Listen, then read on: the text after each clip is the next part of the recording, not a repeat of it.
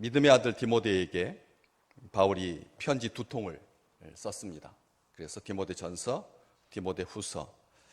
바울이 믿음의 아들 디모데에게 한 교훈이 담겨 있지요. 교훈이라고 합니다. 아들 디모데야, 내가 내게 이 교훈으로서 명한다. 교훈이라고 그렇게 말하고 있습니다. 이 교훈이라고 하는 것, 우리가 현대 용어로 가르치는, 가르침, 교훈, 가르침, 이런 의미가 변함없이 계속되고 있지만, 원래 그 당시에 사용했을 때 그 교훈이라고 하는 것은 경계하다, 경계하다, 안내하다, 경계하고 안내하고. 그래서 이 교훈이 그런 가르침을 조금 더 벗어난 그런 의미라고 하는 것을 알 수가 있는데, 이 표현을 바울은 편지에서 자주 씁니다. 교훈, 내 교훈, 교훈이라고 그렇게 말을 합니다. 우리가 보통 다른 사람들한테 말할 때 자기 말을 교훈이라고는 하지 않잖아요. 교훈이라고는 하지 않죠. 다른 사람들이 그것을 교훈이라고 말할 수는 있어도 자기가 말할 때 교훈이라고는 하지 않죠. 가르치고 훈계한다 라고 하는 뜻인데, 이거 좋아하는 사람 아무도 없고, 특별히 요즘 가르치고 훈계하려고 들면 나쁜 말로 뭐라고 하잖아요. 예. 그렇게 속에서부터 여기까지 나오시죠. 예. 아무도 원치 않는다는 거예요. 아무도 원치 않습니다. 신앙이건 아니건, 심지어는 자녀를 키우는 문제까지 다음 세대, 다음 그 세대가 그렇게 이 조언을 받기는 하지만, 듣기는 하지만, 뭐 화를 안 내지만 다 자기 소견대로 합니다. 그렇지 않습니까? 아이들 키우시면서 우리 그냥 눕혀놨지 뒤통수가 넓적해질까 봐 이렇게 키웠다가 이렇게 눕혔다가 하지 않았잖아요. 우리 세대, 우리 어머니들은 그렇게 키웠잖아요. 근데 요즘은 머리 예쁘게 구우려고 이렇게 놓았다가 이렇게 놨다가 그렇게 하면서 예쁘게 나와야 엄마의 책임을 다하는 것처럼, 이런 세대거든요. 그래서 교훈이라고 하는 말을 별로 안 좋아합니다. 그런데 이 교훈과 관련하여서 단서가, 이게 진짜 사울이 자기 교훈을 하는 건가, 자기 뜻, 자기가 먼저 배운 것, 히브리 전통, 로마의 이 정치, 헬라의 철학, 아마 이 삼중적 차원에서 바울을 능가할 수 있는 사람이 우리 인류 역사에서 찾아볼 수 있을까 싶을 만큼 아주 대단한 사람이거든요. 그렇기 때문에 이 바울이 믿음의 아들 디모데에게 교훈했을 때, 바울은 그런 자기 살아온 인생의 여정, 자기 경험, 경륜 뿐만 아니라 히브리적인 사고, 그리고 로마의 정치적인 판단력, 그리고 헬라의 철학, 학문의 가장 깊이 있는 데까지 그렇게 모든 것들을 섭렵했던 그에게 교훈이라고 하는 말이 과연 그런 의미일까? 앞으로 조금만 당겨서 한 장만 앞으로 넘겨서 가서 보시면 그 교훈이 뭐라고 하는 것을 금방 알 수가 있죠. 5절 말씀에, 1장 5절에 이 교훈의 목적은 청결한 마음과 선한 양심과 거짓이 없는 믿음에서 나오는 사랑이다. 내가 이 교훈하는 것은, 왜 내가 교훈을 하느냐? 왜 2000년 뒤에 증산제일교회 믿음의 식구들에게 교훈하느냐?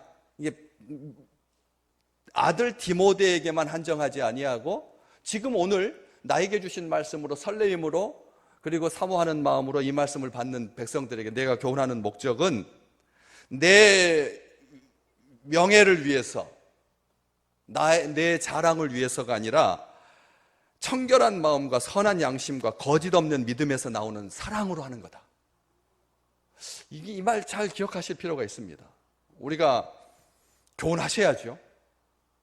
나약해지지 않도록, 또 나와 똑같은 실수를 범하지 않도록 교훈하셔야 합니다.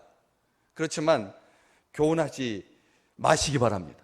그런 교훈은, 여기서 이 바울이 청결한 마음과 선한 양심과 거짓 없는 믿음에서 나오는 사랑으로 대하는 것이 바로 이 교훈이라고 하는, 교훈의 목적이 그게 아니라면, 가르치려고 훈계하려고 하는 차원에서 교훈한다고 하면 하지 마셔야 되는 것이죠. 일전에 강릉에 살고 계시는 이 106살 잡수신 1912년생 할아버지, 1912년생 그때 촬영할 때가 106살이었습니다. 지금은 110살이 살아계신다면 110살이 넘으신 할아버지가 계실 텐데, 형님이고 아들 삼형제, 자기 동생들이 있는데 밑으로 갈수록 약간 흔들흔들하더라고요. 106세 제일 큰 형은 아주 짱짱한데, 둘째 동생, 셋째 동생이 제일 이렇게 힘들어하시더라고요. 근데 큰 형이 땅이 많으셨나요? 강릉 지역에서 땅이 많으셔가지고, 그 땅이 많은데 다 밑에 팔아먹어가지고, 땅이 이제 자기가 사는 거하고 자기 외손주, 자기 딸 이렇게 가까이서 살 정도의 땅과 야산 정도, 뭐 이렇게, 그래도 재산이 많은데, 기자가 물었어요. 지금 땅이 왜 이렇게 축소됐느냐고. 그러면서 하니까 할아버지가 뭐라고 말씀하시냐면, 손자가 팔아먹어서 그렇다. 손자가 팔아먹어가지고 조상으로부터 받은 땅 중에서 상당 부분이 다 팔려 나가버린 거예요. 그런데 뒷말이 더 중요하죠. 손주에게 화를 내시지 않으셨다는 거예요. 화를 내시지 않았다는 거예요. 왜 손주라서 그렇게 기뻐서 사랑스러워서 화를 내시지 않았습니까? 했더니 씩 웃으시면서 하시는 말씀이, 나도 그랬거든. 예. 나도 그랬거든. 이 강릉 지역에서 어른이고, 그리고 형제들 간의 어른이고, 사고가 깨어있고 유머 감각이 아주 풍성하더라고요. 그러는 할아버지가 손주에게 따끔하게 교훈해야 하잖아요.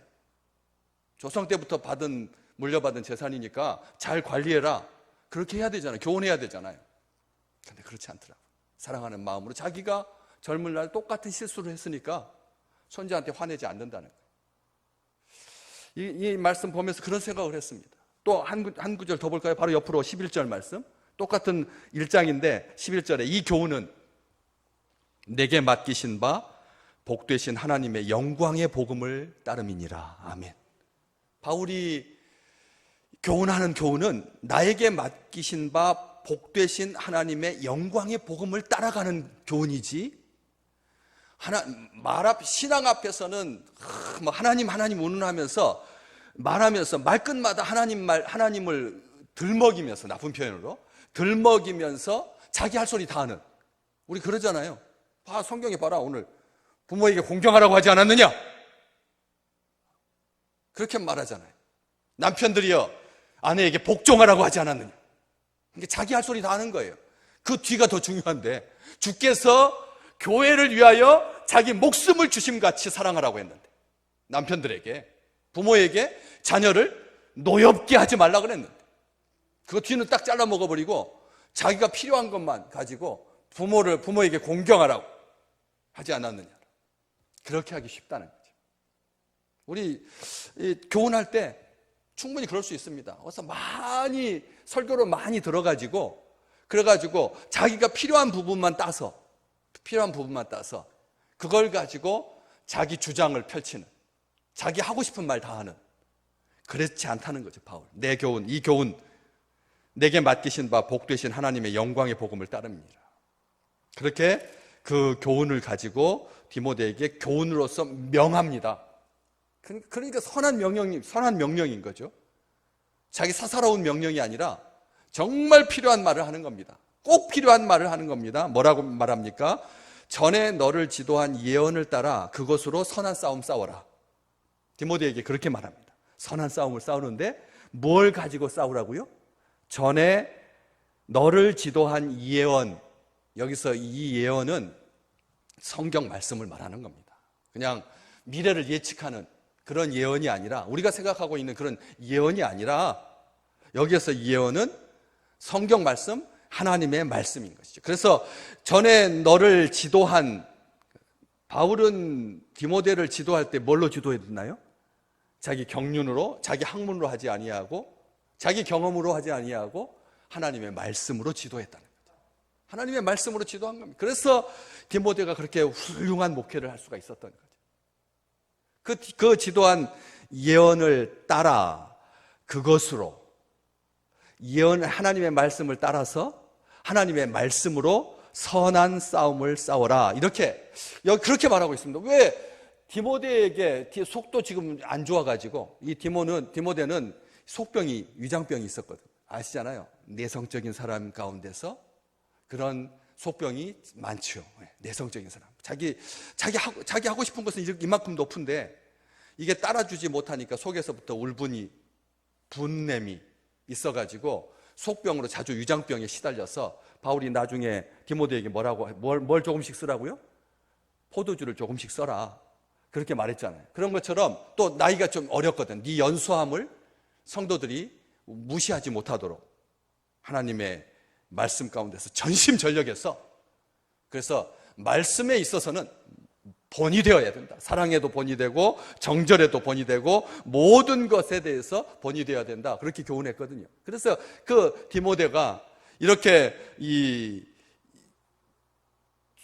위장병이 있는, 나이도 어린 그런 사역자인데 싸우라고 하는, 선한 싸움을 싸우라 하니까 야, 이게 무슨 말인가? 전투적인 되라고 하는 말인가?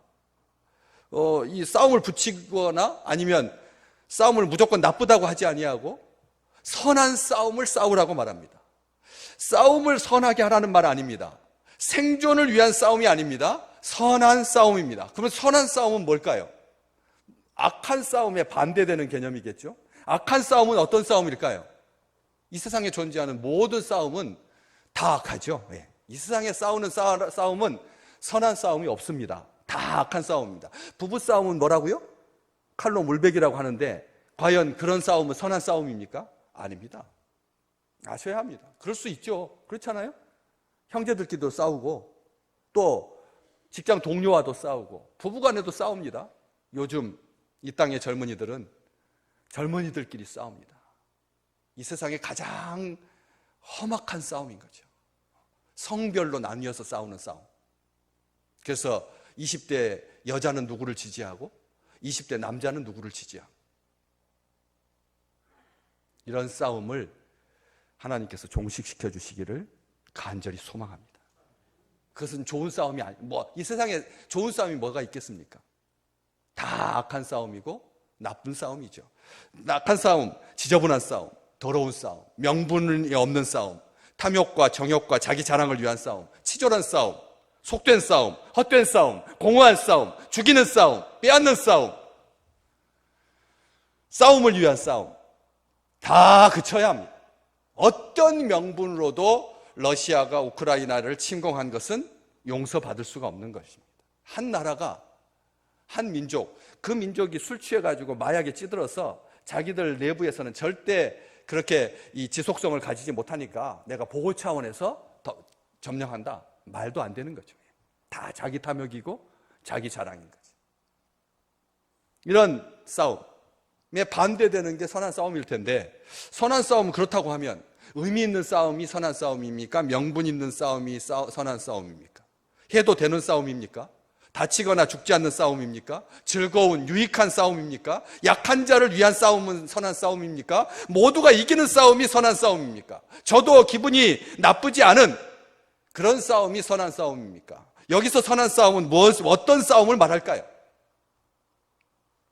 바울이 선한 싸움을 싸우라고 하는 것은 의로운, 죄와 싸우는, 세속과 싸우는, 자기 욕심과 싸우는, 사탄 마귀와 싸우는, 이단과 싸우는, 하나님 나라와 하나님의 의와 하나님의 영광을 구하는 싸움일 것이 분명합니다. 그렇죠? 선한 싸움이라고 하는 것은 그냥 단순하게 명분 있는 싸움이 아니라 예수쟁이들이 주의 백성들이 싸우는 싸움, 싸워야 할 싸움, 영적 전쟁이죠.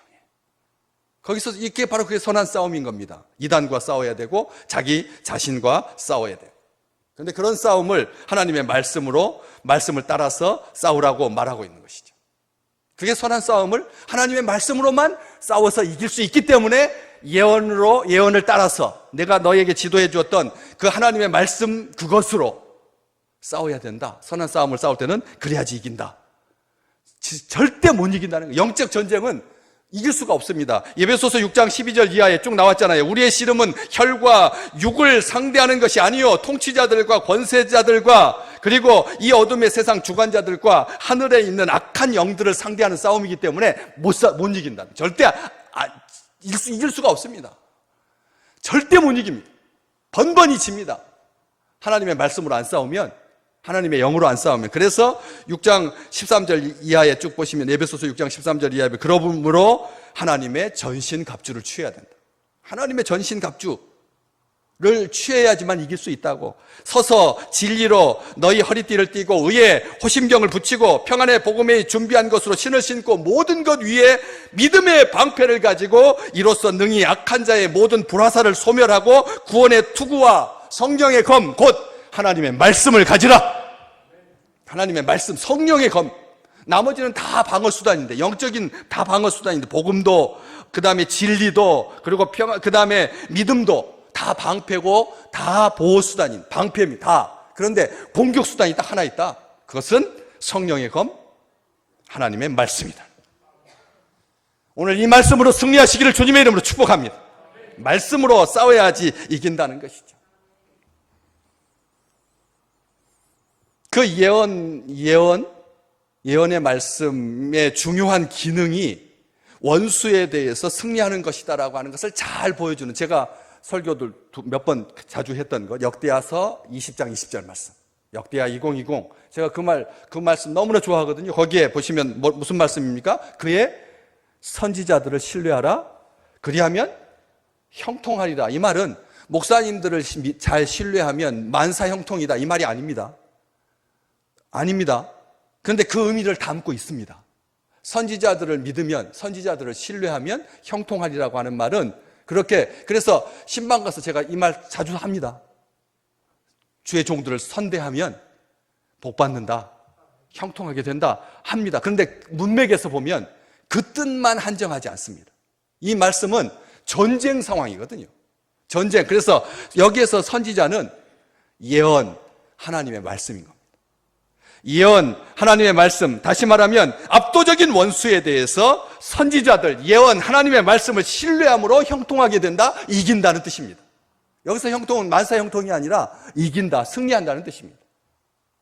그렇기 때문에 하나님의 말씀으로 가지고 영적 전쟁에 나서야 자기 안에, 자신 속에 있는, 내 안에 남아있는 죄악된 본성과 싸우는 싸움, 그리고 동시에 사탄, 마귀와 싸우는 싸움. 공중의 권세 잡은 자가 할 수만 있으면 믿는 자를 흔들어서 무너지게 하고 넘어지게 하고 죽이고 멸망시키기 위해서 혈안이 되어서 우는 사자와 같이 삼킬 자를 찾고 있는, 우리 눈에 보이는 물리적인 전쟁, 싸움, 이건 아무것도 아닙니다. 그런 것들은 우리의 믿음을 흔들 수가 없습니다. 사탄과의 전쟁이 영적 전쟁이고 그게 본질적인 싸움인 거예요.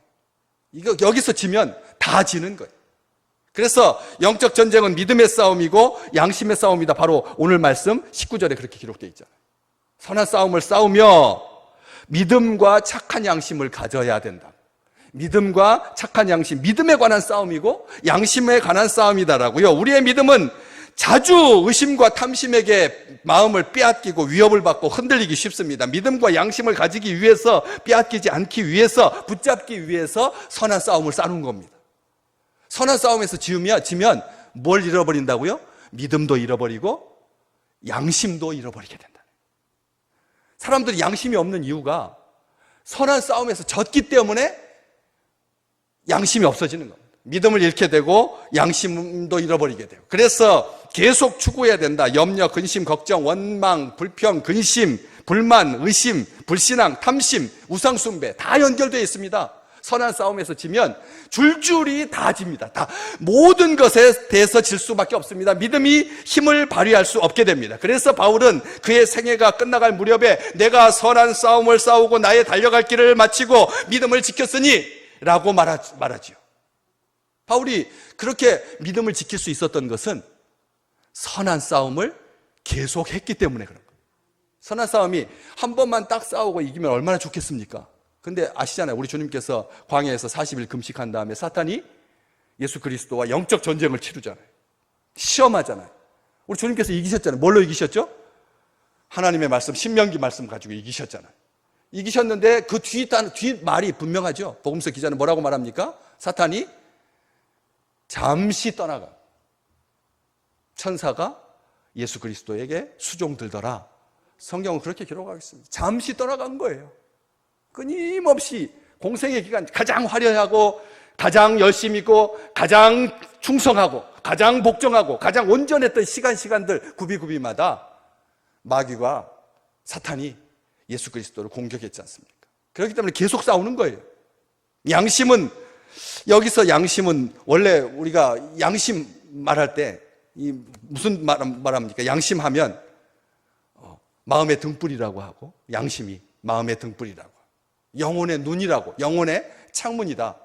그래서 양심이 더럽혀지면 영혼이 맑지 못해서 분별력이 떨어지고, 그래서 그 양심이라고 하는 헬라어 원어의 뜻의 몇 가지 중에서 오늘 이 말씀과 연결시켜서 한 가지가 더, 함께 안다라는 뜻이 있습니다. 양심이 우리 생각에 아주 선한, 그리고 선량한, 건강한 마음이 아니라 그런 한자 의미보다 더 중요한 의미가 함께 안다. 다시 말하면 어떤 일이든 생각이든 누군가는 알고 있다는 뜻입니다. 양심이 바로 그런 뜻입니다. 혼자 하는 것이 아니라는 거죠. 숨길 수가 없다는 뜻입니다. 양심은 하나님과 함께 보는 눈인 것이죠. 마태복음 6장 22절에 우리 주님께서 말씀하셨던 것처럼 눈이 어두우면 마음이 다 어두워진다 말씀하셨던 것처럼 그 마음의 눈, 그게 양심인 건데, 마음의 등불인데, 마음속에 들려주신 하나님의 음성인데, 하나님은 양심을 통해서 말씀을 하시는데, 오늘 본문 말씀에 보면 착한 양심을 가지라고 되어 있습니다. 착한 양심. 착한 양심? 그러면 착한 양심은 어떤 양심을 착한 양심이라고 할까요? 순한 양심? 순진한 양심? 나쁘지 않은 양심. 비교가 되겠죠? 바울은 디모데에게 편지하면서 사랑은 청결한 마음, 선한 양심, 그리고 거짓 없는 믿음에서 나온다고. 오늘 우리가 앞에 그렇게 말했잖아요. 청결한 마음, 선한 양심, 거짓 없는. 교훈의 목적이, 바울이 그 교훈의 목적을 가지고 할 때 거기에 나오는 그 마음, 그게 선한 양심. 거기는 선한 양심, 1장에서는 선한 양심이라고 되어 있죠. 착한 양심은 궁극적으로 어떤 양심일까요? 주의 보혈로 씻겨진 의로운 양심이 선한 양심입니다. 주의 보혈로 씻긴 양심이 선한 양심이지, 자기의 어떤 도덕적인 기준에 의해서 적절한 선에서 선만 넘지 않는, 그렇죠? 남들이 보지 않을 때와 볼 때가 한결 같은 게 양심인데, 그런 정도의 양심을 선한 양심이라고 하지 않는다.